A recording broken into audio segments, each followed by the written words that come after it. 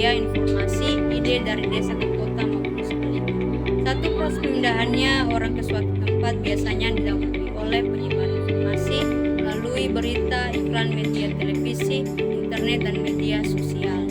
Satu, menurut Ullman, pergerakan manusia, barang, jasa maupun informasi interaksi antar wilayah disebabkan oleh 3 faktor, yaitu 1. Saling melengkapi atau komplement. Hubungan saling melengkapi dikarenakan adanya perbedaan dalam ketersediaan dan kemampuan sumber daya dalam suatu wilayah. Keadaan ini mendorong terjadinya interaksi yang didasarkan saling membutuhkan.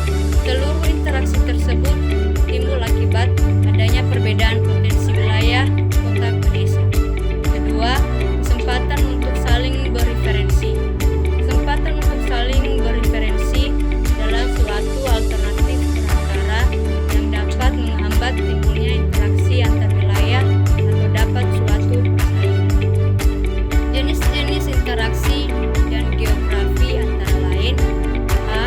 Interaksi keruangan bersifat ekonomis, misalnya penjual dan pembeli. B. Interaksi keruangan bersifat politis, misalnya para pendukung partai politik. C. Interaksi keruangan yang bersifat sosial, misalnya program KB atau hidup yang. D. Interaksi keruangan yang bersifat manusia, lingkungan, misalnya hubungan manusia dengan alam sekitarnya. Bagian E.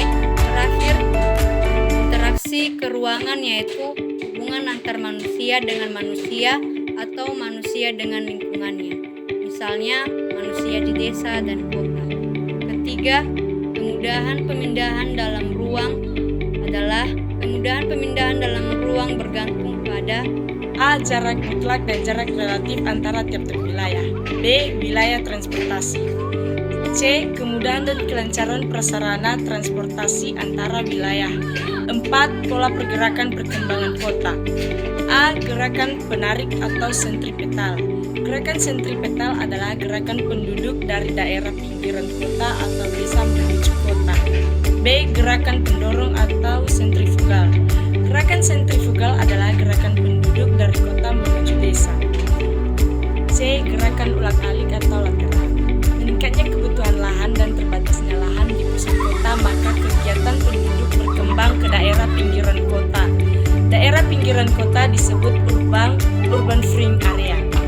Proses perkembangan kota wilayah ke daerah pinggiran kota disebut urban sprawl.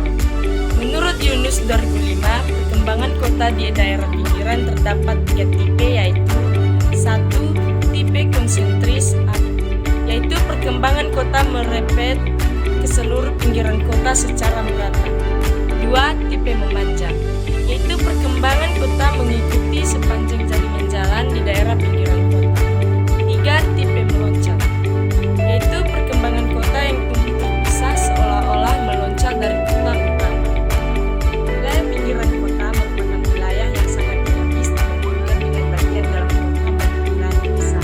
Wilayah ini menjadi sasaran penduduk pendatang yang bekerja di kota, sehingga banyak dibangun pusat-pusat kegiatan penduduk yang berorientasi ke kota.